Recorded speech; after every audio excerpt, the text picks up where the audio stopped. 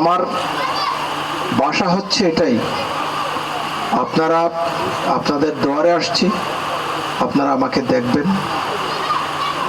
আমি আসছি ধানের শীষের পক্ষ হই।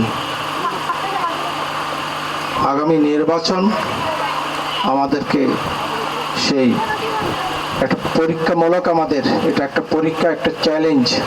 এই চ্যালেঞ্জে আমাদের উত্তীর্ণ হতে হবে।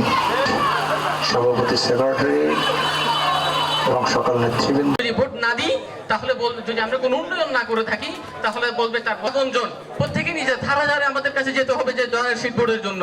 এবং 30 দফাতে বাংলাদেশের পরিবর্তনের যে একটি সুযোগ, এই 31 দফা বাস্তবায়নের লক্ষ্যে কেন উঠান বৈঠক করছি এবং কেন সুযোগটি জনগণের ধারে ধারে পৌঁছে দেওয়ার জন্য আজকে বিএনপি এবং আলহাজ শামসুল আলম ভাই সহ উপস্থিত 17 নং পশ্চিম বাগলিয়া ওয়ার্ডের 31 দফা বাস্তবায়নের লক্ষ্যে যে উঠান বৈঠকের নির্দেশনা দিয়েছে 17 নং পশ্চিম বাগলিয়া ওয়ার্ড স্বেচ্ছাসেবক দলের যারা উপস্থিত হয়েছেন তাদের নামগুলো আমি বলছি। আউযু বিল্লাহি মিনাশ শাইতানির রাজিম, বিসমিল্লাহির রহমানির রহিম। একটা স্লোগান বলি,